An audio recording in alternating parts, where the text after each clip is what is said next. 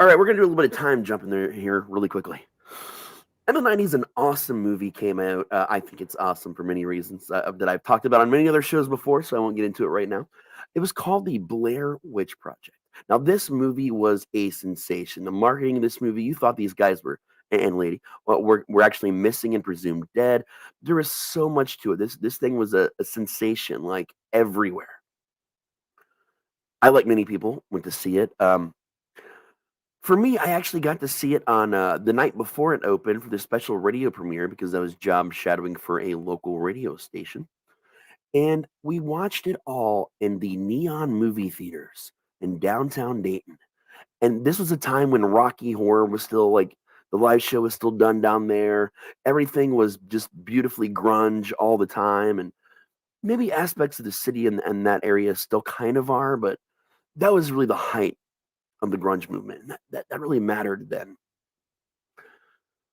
I came out of that movie and terrified, man. I believed the hype. I'd fallen for it so much beforehand.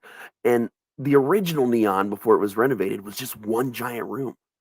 And everybody was shoulder to shoulder in this room. When the camera shook, we shook. Emotions were intense. Things were wild. There was an empty tent out front to kind of kick the whole thing off as you came in, just kind of creep you out. And I remember my parents were out of town, and I was like 16 when this came out. And it was just me, my sister, and my brother, and everybody fell asleep. And even back then, I had a video camera. I was really big into filming everything, so this movie with me even more. And I hadn't seen a lot of found footage. There were found footage movies even going back to the 70s, but it was just a genre that I had never really understood or like truly experienced. And I remember I sat up in my mom's old rocking chair all night with my video camera on and plugged into the wall so it wouldn't die, just filming everything and looking around and totally just losing my shit, thinking that somehow this witch was going to come from Burkittsville, Maryland to Riverside, Ohio, break in the middle of the night and, well, I don't know what it was going to do. Maybe make me stand and look at a corner with some creepy kids and they'd never find me after. I don't know. There was a lot of vagueness there. So then we skip forward about 6 years later. And at this point in time, I'm touring with a band called Freak. I'm the lead singer. We've done a lot of shows. We've already dropped our album that had minor success at just over 100,000 sales on this album at this point. And we get invited to play a legendary venue and a legendary show. It's called Metal Mind Rage. And this thing, man, it was in downtown Boston. Not Boston. Baltimore. Baltimore. Sorry. It was definitely a B word. So downtown Baltimore. Downtown Baltimore is insane.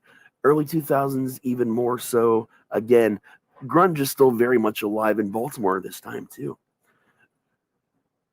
On our way to check the venue out, we realized that, as usual, we have forgotten to book a place to stay in our excitement.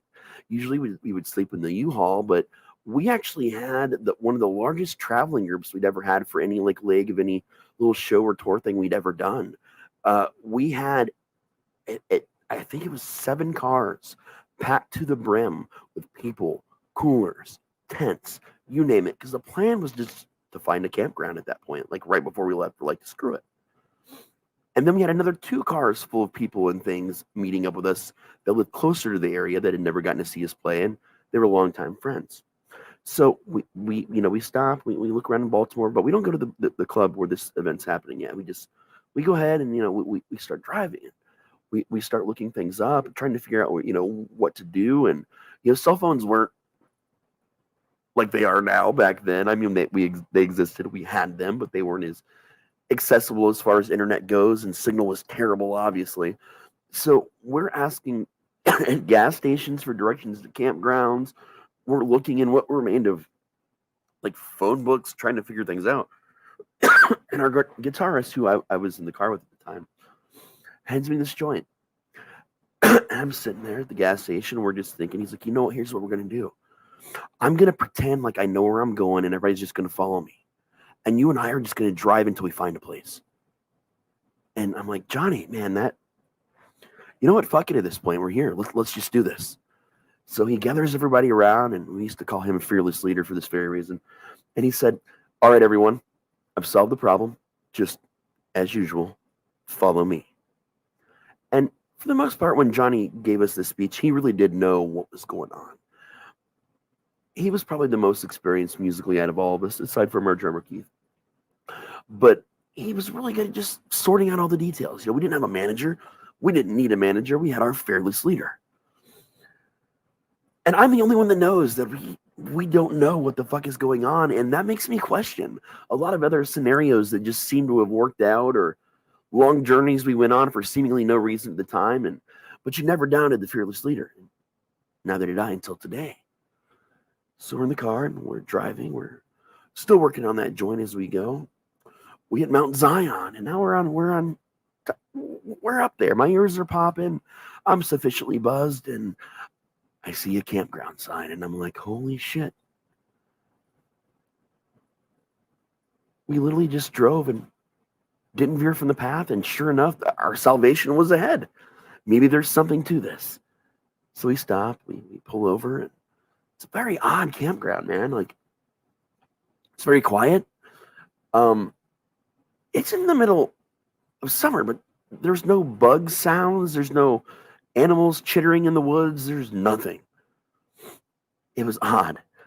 The whole place gave it just a very odd vibe. We talked about that vibe earlier, where like you're feeling like you're being looked at or stared at or watched, but there's usually some kind of phenomenon with power lines or some obvious scientific reason as to why you'd feel like this, but no power lines, no obvious, aside from maybe some kind of natural magnetic field that I'm not aware of because I don't have an EMF detector on me, although I did often on some journeys. So we stop, we go inside, and we let them know how many spots we need. Turns out we get this awesome little area to ourselves. It's got one of these giant outdoor cooking pavilions with a covered and screened in eating area that's like big enough for like half of our group to even sleep in if we don't want to use the tents. So we're pretty happy with the spot. This was a lot nicer than anywhere else we'd ever camped before, except for the strangeness. And after we pay, we start to walk out, and I see a brochure that's talking about the Blair Witch tours. I grab it, and I'm about to look at it as I walk out, but all the cars are pulling in, and people are trying to figure things out, and I kind of get distracted. We talk for a little bit, and we start setting up our tents. Start talking about how excited we are to go back to the bar and check the place out because it's the night before the whole event starts, and there's like dozens of bands playing this indoor event and like rotating in and out on different days. It's a huge festival. So, but we figured go the night before, check it out. A lot of people were gathering to drink and just meet each other. So we kind of hurriedly go through everything, and I kind of forget about the Blair Witch pamphlet right up until I hop in the drummer's car to head to Baltimore, and now we're all heading that way. And the way we're coming out, I see these really low stone walls that look so fucking familiar with this really tiny, creepy ass graveyard. And I'm kind of thinking, like, I've seen this before. I've never been here, but I've seen it. Oh, that's why. Burkittsville, Maryland, the home of the Blair Witch Project, the Blair Witch, legend in general. And I'm like, holy shit. This is like a bucket list thing, and here I am, here, without even fucking fully consciously understanding what was happening. And I'm like, I gotta remember to do something. I gotta look at that pamphlet when I get back. There's got to be some kind of cool tour. Obviously, like I gotta check this out. This is a once in a lifetime opportunity. I mentioned it to the drummer, and Keith's face goes pale, and he says, "Did you say we're in Burkittsville?" I'm like, "Well, yeah, man. You know how much I love this movie." He's like, "Oh, I know, but I don't know if I want to stay here." And I'm like, "Oh, why? Because the movie?" And Keith's shaking his head, and I'm noticing like Keith's, he's a little tightly wound sometimes, but generally he's pretty chill. But his knuckles are like white as he's gripping the steering wheel, and we're driving out of this place. And he says, "No, you don't understand, man. Some of my family are from here. It was actually two of my family members that were amongst the people that actually stretched the witch out on Coffin Rock. The real legend that the movie was very loosely based on." He's like, and we haven't lived in here since no one in our family's lived here since then. Like, they moved after those events. There was supposed to be some curse. My family is like really squirrely about it, like really cagey, won't talk about it. But I've been told to never, go to that area because things could happen. And of course, me being me, high as shit. And at this point in time, I've just dropped some shrooms which have yet to kick in, but God, they will soon. And I'm just, humoring him like, "Oh yeah, dude, that's creepy. I'll keep an eye on you, man. Like, it's cool. I know about curses, and I did know a lot about curses and a lot of crazy things like that, but not this one. Obviously, no experience with it whatsoever outside of the movie and what little I knew about the legend. And I just kind of calmed him down and told him, we're among friends. It's okay. There's such a big group. It's not like the movie or the legends. It's, there's like literally like with our other friends' cars, there's like 10 cars full of people, man. Like, there's dozens that we're fine. So he's like, okay, okay. He finally comes down with him. We get there, we get out. By now, my shrooms are really kicking in pretty nicely. I'm feeling good. Go inside, sit down, have a drink. Drink's over. I get up and walk around the bar a little bit. I'm like, wow, this is a legendary stage. And I'm looking at all the pictures on the wall. Like Vanilla Ice has played on this stage, which was totally cracked me up. Ice Ice Baby, of course. Just all these cool bands, man. AC/DC had played here. The list just goes like crazy on and on and on. And then I see Motorhead was just here 2 years ago, and there's a picture of Lemmy.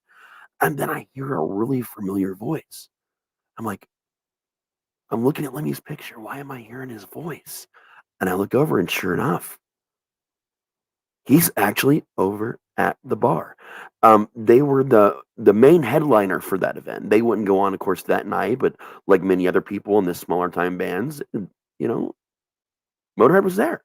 They were there to kind of mingle and talk to people, just being very cool, which was very strange because usually that's not what happens at festivals with big, you know, mainline acts like that. They usually don't just kind of mingle with the nobodies and it's kind of a wander around. It's very surprising. It caught us all kind of off guard. So I'm overly joyed about this, and I'm beelining. And my bass player Ramsey's like, "Dude, calm down. You're gonna look like an ass in front of him. I just showed you those shrooms, and no, dude, you gotta chill out." And Lemmy looks over, like he kind of notices us, and he can tell that I'm trying to walk towards him, and my bass player is just kind of like, like sidelining me. And he gets up in the bar and he walks over. And he's like, "Hey," and I just go quiet. And I'm not staring at him, guys. I'm staring at the mole. I'm staring at Lemmy's mole because as famous as Lemmy is, that mole is even more famous and circles the world over. And he's like just standing there. And he gets quiet for a second. He's like, "You're looking at it, aren't you?" I'm like, "Looking at what?" I'm trying to act honest. He's like, "You're looking at the mole." I'm like, "Well, yeah. No, I'm not gonna lie. I'm totally looking at the mole." And Lemmy says, "It's okay. That's the first thing everyone wants to do is to look at the mole." And my dumbass looks at him and says, "But has anyone else ever asked for the mole's autograph?" And he just kind of stops. He looks at me for a second. And I don't know if I'm going to get punched in the face. I don't know if I've just offended this man, but I'm too out of my brain to understand what I've possibly done wrong, although I can guess. And he's like, "No." And he grabs the bar napkin that is still attached because it's slightly wet underneath the bottom of his drink. And he puts it in his face like this, right over the mole. And he handed me that fucking napkin. He's like, "You're the first." And then he walked away. So there I am sitting there with a napkin that has been blotched onto the mole. I'm counting it as the mole's autograph. Leave me the fuck alone. It was a victory, okay? And then I just kind of wander off. And I don't remember a good chunk of the rest of that evening after that because by then everything's really kicking in for me. And I'm really kind of just, I'm really kind of shit faced. So eventually the night winds down. And I vaguely remember getting back to the campsite. My buddy Cody that I'm tenting with has gotten so shit faced that he's passed out within the first 5 minutes with the tent open, just in the tent. And I'm like, man, he's already thrown up in the tent. It's only a 4-man tent, which basically was enough room for two of us and some gear. I'm done. I'm not sleeping in that fucking thing. And it seems like the covered shelter is pretty much full of our people in sleeping bags. So I'm gonna sleep in Keith's car. Fuck it. He's not using the car, and if he needs to hide in there from the curse, there's plenty of room for both of us. And I get in the car, and it's like, wait a minute, I have that pamphlet. So I get out, and I rummage through my things for a second. I sit back in the car, and I'm like, holy shit, this is the campground. We are at the campground right next to the woods where Coffin Rock is, where all these things were filmed. I'm wide awake. Everybody else is like winding down, passing out. I am energized. I am like peaking at this point in time from the shrooms. I need a solo adventure. It's only a mile to Coffin Rock, right? What's a mile? So I start my journey to Coffin Rock. One thing you know if you're a fan of the movie is the rock piles. You don't fuck with the rocks and the rock piles, which is also a traditional thing in many mythologies and many cultures. But you also don't fuck with the stickmen. And again, another thing you know if you know enough about the movie is there were those rock piles already there long before production got there, and there were a couple of the stickmen in the trees before the production got there. They just made more rock piles and more stickmen to make it seem a lot more than what it was. So I'm going through here, and I see the rock piles on the cage, and I see a stickman or two, whether they were put there for some nefarious, witch-based curse, or it was locals having a good time. Either way, it added to my spooky environment in the middle of the fucking woods. Certainly not sober, headed to Coffin Rock. And the closer I get to Coffin Rock, and at this point in time, I'm getting pretty close, I realize I'm gonna have to walk a mile back after this, and I'm not peaking anymore. I'm starting to lose a little bit of my energy. I'm still wide awake, but I'm dreading now that walk back, as I even finished the walk there. But I make it. Again, still no animals, no chittering, no hooting, no flapping of bat wings, no insects, no buzzing, nothing. This whole walk. And now that I'm focused on the dread of the walk back, I'm really starting to pay more attention to my surroundings. Not just the map I'm using, because I'm actually using the map to find my way there, and there's markers there for the tour and everything. So it wasn't like I was lost in the woods or anything like they were looking for Coffin Rock. It was clear where it was, and it was easy to get to. But I'm hanging on that silence, just that utter silence. And growing up in the woods and part-time a reservation, one thing you know is if the woods go quiet, you get the fuck out of the woods.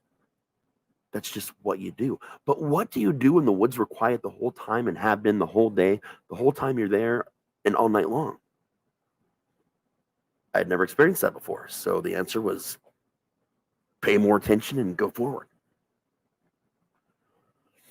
Getting that oppressive feeling again, man. That feeling of eyes, the closed-inness that just really irritates you because there should be a normal explanation for it, but out here in the middle of nowhere, there is not. And I get to Coffin Rock. Coffin Rock is pretty fucking cool. It's a giant rock. It's a giant rock that many years ago they strung out a witch and disemboweled her on it and left her to die, and that's the end of that story. Of course, it goes a lot farther in the movie, but I'm trying to focus on realism. I'm trying to get myself in this headspace, what this was like for these people. Why did this happen when the kids went missing? The whole witch trial fever, so many things that have happened in culture and pop culture and real culture and history. And it's all combining in my head and fueling now what I swear is things moving out in the woods.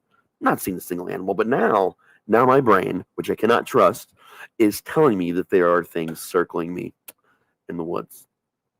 But yet I'm still hearing no sound, no rustling, no movement of rock piles, absolutely nothing. So I lay on the rock. I want to get the full experience of Coffin Rock. So I'm laying there, hands over my chest, pretending I'm in a coffin, laying on this giant rock. And it's beautiful outside. It's not the clearest night I've ever seen, but it's a fairly clear night. I can see the stars well enough. There's no pollution out there. So everything is just gorgeous, but unsettling as fuck because it's still absolutely quiet. And then it's not quiet. Suddenly, I'm hearing one of the loudest rustles through the woods that I've heard. Again, absolute danger at this point in time. Everything in my brain is telling me, get the fuck out, go, run the mile back. You'll die because you're out of shape, but run that mile back. But I can't. I am sitting on this rock. I'm staring. I am now seeing the sections and branches moving, and Then I see what's coming out of it, and I don't know what the fuck it is exactly. My brain screams, "It's Bigfoot." I'm having my first real encounter. There's gonna be a conversation. This is Bigfoot, but it's not. It's not Bigfoot. It's tall. It's about 7 feet tall if it was an inch, but it's covered in bark. Bark that's cracked in places. That almost looks like dry, dark brown skin until you notice that it is definitely bark. And it's not like some really tall person pasted bark onto their skin and wandered out of the woods to fuck with locals, or not locals, people that aren't local, tourists. But it is a continuous piece, like a growth, like an encasement, like it's a tree, but it's got arms and legs, it's got a head, it's got all the the movement and the features of a person, but it's covered in bark, and its eyes are recessed, and there's all this mold growing, but it's only really growing like thickly around where eye socket should be and in where the eyeballs should be, but except for there's no eyeballs, and it comes closer. And, I feel like I'm gonna piss myself at this point. Like, I know logically I should evacuate my bowels and my bladder, and I should run, or I should do something, but there's not even a fight or flight response. There's just me, still clearly high, still clearly on mushrooms, still a little bit drunk, staring at this thing coming on, knowing that this was not the Bigfoot encounter I was hoping for. This is I'm dead now. This is whatever this is. I'm this is the end. It's all over. And it comes closer and closer, and it's standing to the where the edge of like the front of its right foot is on the rock, just staring down at me. I'm just laying on this rock, looking back and staring up it right into its mossy ass fucking filled wooden eye sockets, I guess. And it nods and it says, "Guardian," but not as if it's identifying itself as a guardian, not as if it's questioning me if I am the guardian, as if it knows that I am the guardian, and it's greeting me pleasantly. But it's also clearly waiting for me to speak back or address it in some way, and I'm coming up with nothing. I'm still shaking now so badly. So I do what I always do in a time like this. Pull my cigarette case out of my pocket, put one between my lips, and I lit it. If you guys know me, you know that's pretty much what I do in every life situation, including when I'm here on the show telling stories. It's how I process the world around me. Always, well, since I was 12 years old. And I took this deep inhale and let it out, and I nodded back. And this was a really dumb thing I did. I stared again right in the mossy sockets, and I said, "Tree." And it stops and looks at me again, just not disgust, but this level of disdain that's palpable.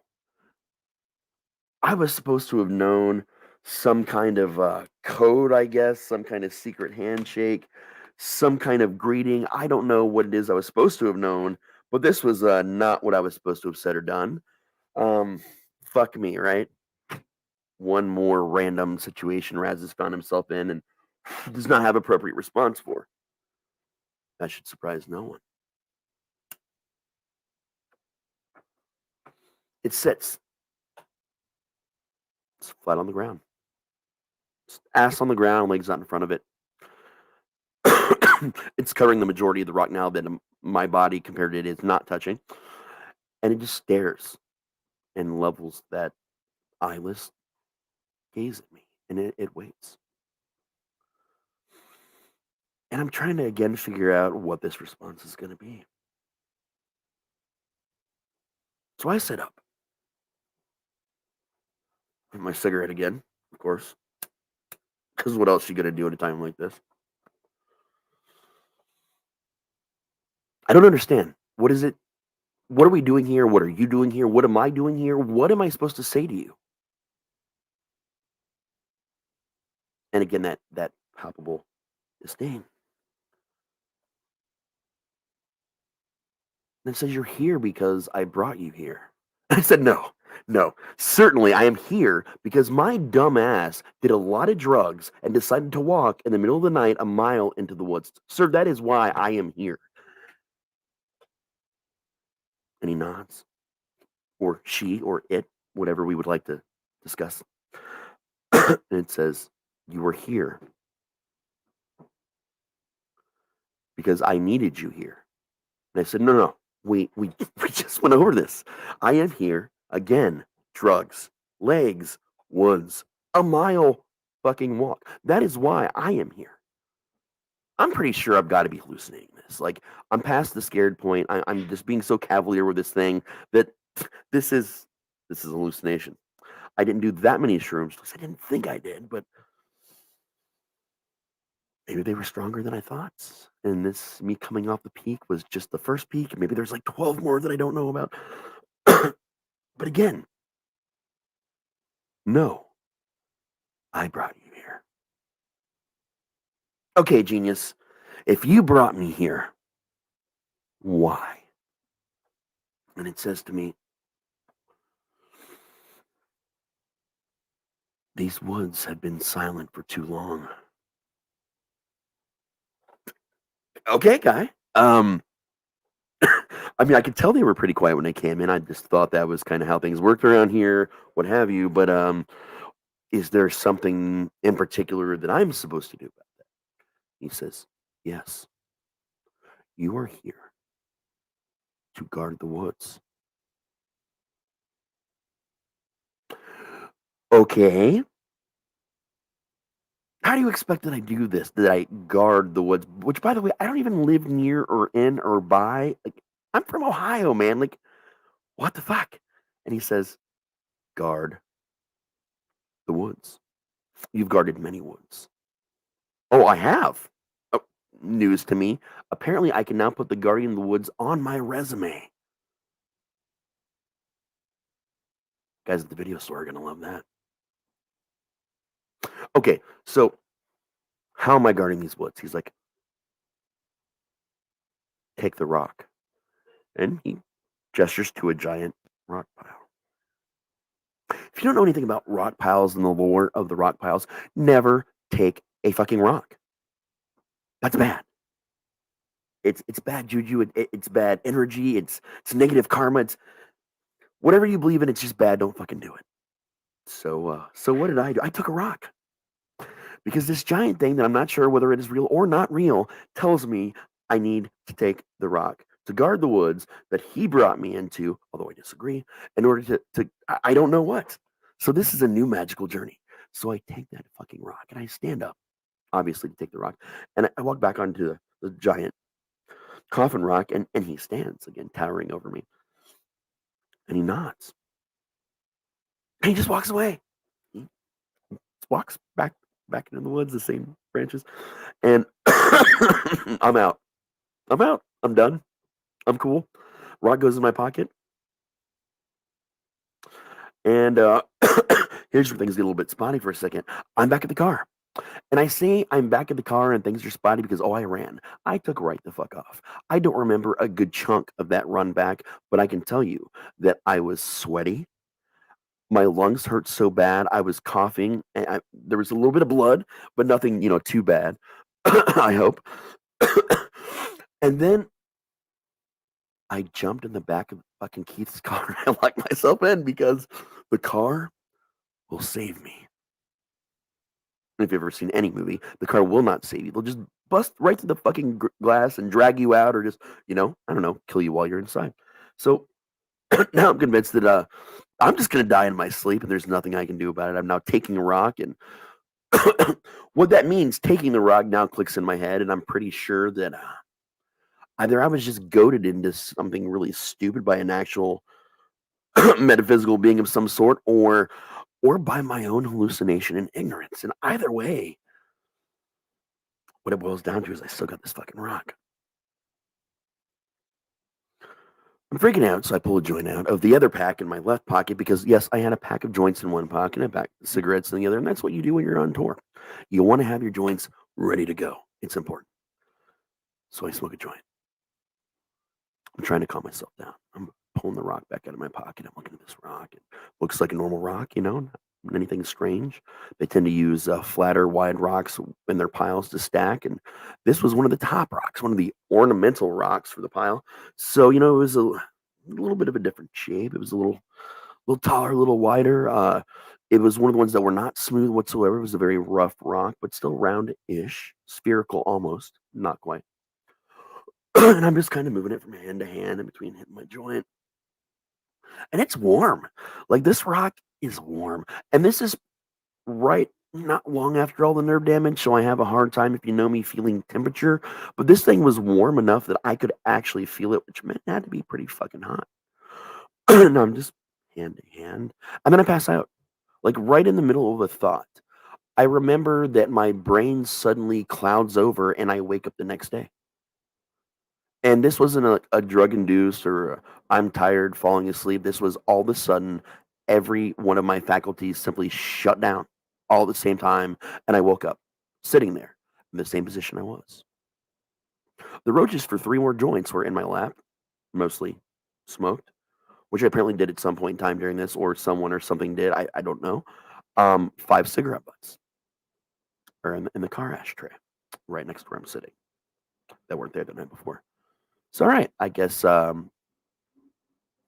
despite the weird feeling I had, the shutting down, that I guess it was just my conscious brain that shut down and my body just did whatever the fuck it wanted. Cool. I go to get out of the car and there's a giant handprint on this car, about the size of that thing in the woods.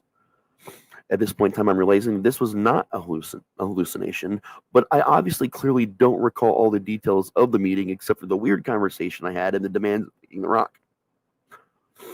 Other people see this giant handprint. Everybody assumes I'm playing a prank on them. I'm trying to explain to them what I went through exactly. No one's believing a damn thing until we leave for the show. This was a super weird day because we go, it was our day to actually, do the performance. We were, less of a, not that big of a band, so we had to be one of the closing acts for night one. We get there, I'm pretty shaken up. I kind of forget about it throughout the evening. We have a pretty good time. We do our sets.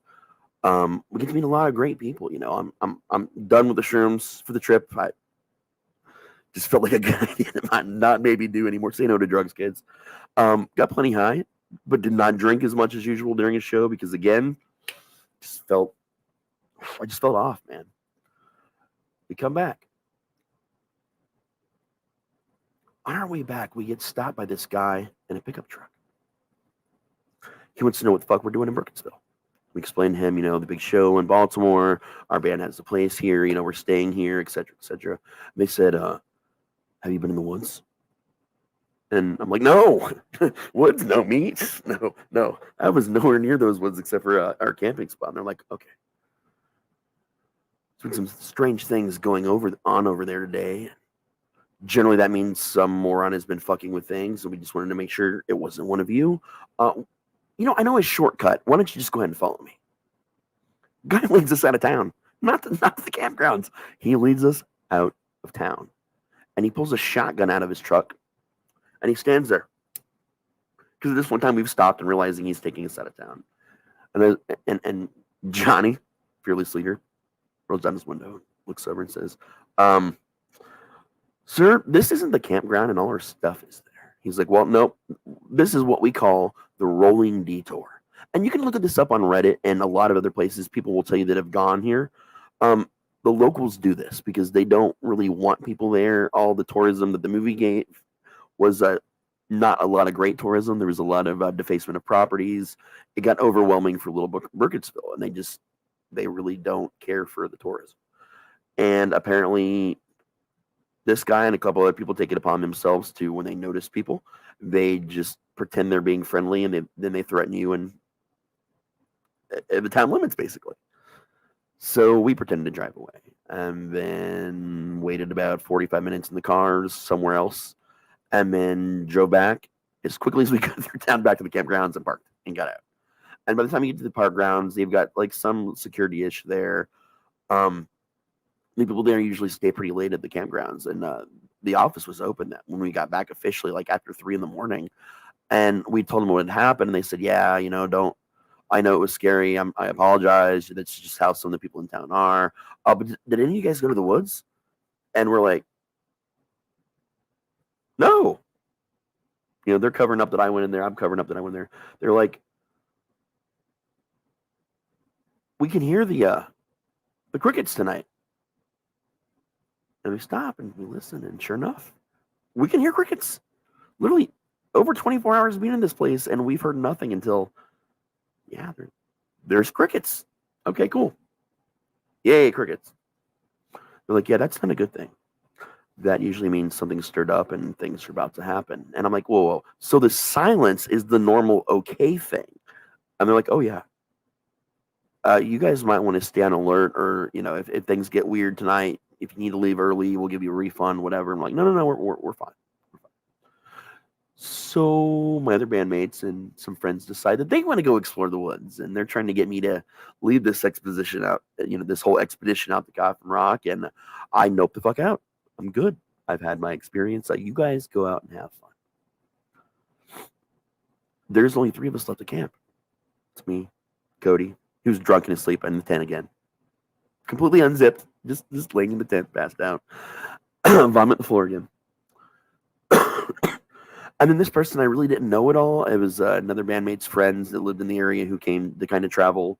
That lived close and wanted to see our show. I didn't really know her. She seemed okay, but she got in her tent and zipped it up and I guess to read a book apparently. So it's just me. I was the only one awake. Got out and I sat by the fire. Kind of kept it going. I feel this heat in my pocket. It's that fucking rock, and I did not have that rock in my pocket.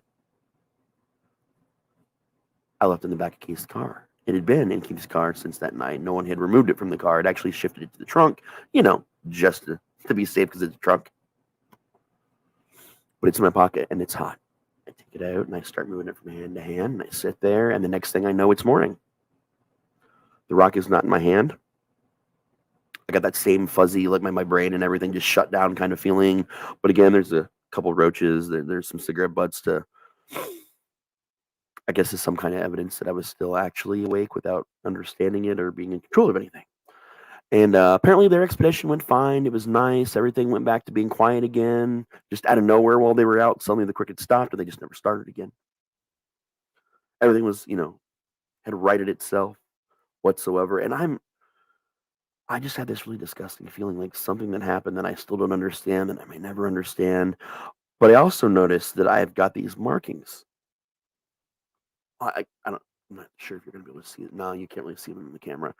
It's this weird crisscross pattern right in the center of both palms. I've had it since then. They're pretty deep. They're not normal, like, lines that you would normally see as you get older or anything like that. They're obvious patterns, like hatch marks patterns. My hands just feel like they're on fire. And the longer I sit in this chair, like my arms feel like they're on fire. Then my whole body just feels like a fucking, like a fountain of heat.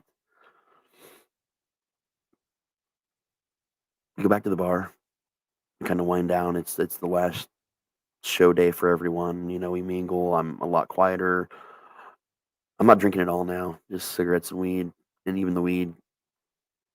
Again, if you know me, I don't really get high a lot. I mostly just chill out and relax, and I'm in less pain, and I can be social, which I'm having a hard time being. Show's over. We go back. I just lay down in the car. I don't get out. I don't interact with anybody. I just slept in the car that night. And that night I had weird ass fucking dreams.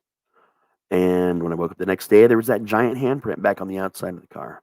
Again, some roaches scattered around, that weird feeling that something happened last night, and me having no memory of it and only remembering the point at which my whole body shut down.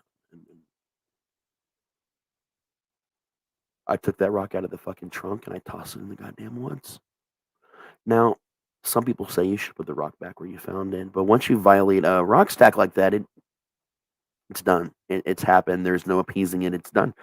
And I just tossed it out into the woods because it should at least stay where it belongs. I'm not taking that fucking thing home with me. So, we leave the area. We leave Maryland. We start traveling home. The farther away we're getting, the better I'm starting to feel. I don't feel like I'm hot all over. I don't feel sick to my stomach. I don't feel fuzzy. I feel all right. I'm good. And it's we stop off a time or 2 on the way home. It takes about, 48 hours to get back to the house because we're dicking around, seeing roadside attractions, etcetera, on our way back to the band house. We part ways with the people that weren't, coming all the way back with us. And each day I'm feeling better. I don't have any weird experiences where I'm blacking out, where I'm losing time, where things are obviously happening, but I have no recollection of them, etcetera. Make it back to the band house. I go home. I'm at that point in time, I'm living with my mom at the moment because we're gone so much that it just seems pointless to have a place. And when I don't stay with her, I stay with one of the guys in the band or whatever. But I decided to go home, and for whatever reason, I went home. I crashed for the night. Woke up the next morning. Mom's like, "Oh, I love the souvenir you brought me. Where is it from?" And I was like, I can't even register that she's talking about a souvenir. I didn't bring her back anything. I usually do when I go out. When I go on tour or conventions, I'd always bring her back something cool. But it was just such a weird experience and weird time that I just didn't have a chance to do that. I'm like, oh no, we were out in Maryland, and I went to Burkittsville. My mom was also a big fan of Blair Witch. Apparently, her and dad had seen it uh, the day after I'd seen it while they were out of town. But it was just something that she was always also fascinated with. She's like, "Oh, so that's what this rock is. Was it from one of the piles?" And she holds it up and literally like right towards me, and I'm looking at this rock, and it's that same fucking rock. And I don't want to touch this rock. I don't want to be near this rock. And mom was like, "I really love it." I'm like, "Mom, you need to ditch the fucking rock." And I tell my mom what happened. I tell her the same story pretty much that I'm telling you guys. I show her my hands. At that point in time, they were a lot more scarred, a lot more so than they are now. They were pretty fresh then. More like a branding scar than anything. Um, and she's like, "Oh, she's like, that's a weird story, etc." She tends to believe me. My mom and my grandma and I and my brother were the ones that really believed in all this sort of stuff and a lot of the family legends and wide array of religions that we all have accumulated over the years. But she doesn't want to get rid of it. It's too cool of a memento. So what she decides to do is she digs up part of the gravel driveway and she inserts this fucking rock in the ground and then puts earth back on top of it and lays new gravel down. Now, since then, my mom has paved this driveway and this rock is still down there. And every time it snows or it's icy or anything at all, the next day there is a dry spot on the ground about yay big where that rock is buried exactly under the fucking ground with no explanation. None. It just heats up. But I would not stay at my mom's house for almost a month after this. And I don't know if it was how deep she put it into the ground. And to be honest with you, I don't know how deep she put it down. I know it took her like 2 hours of digging, which she's an older lady. Even then, she wasn't in the greatest shape. It couldn't be more than like 4 or 5 feet down, I would guess, but who knows? But I guess it was deep enough to where I didn't have those kind of blackouts when I started staying at mom's again. Still that eerie feeling that still exists today, especially if you're in the driveway over that spot.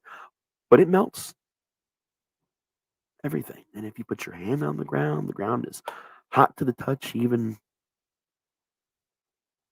on the pavement. But every day I wake up and I look at my hands and I remember, well, I don't remember, and that's I guess the biggest part of the problem. I don't really remember why my hands are that way. I don't know what I did. I don't know what I'm guarding or what I was guarding or not guarding. I don't know why I took the fucking rock. I don't know what that thing was. Just more questions.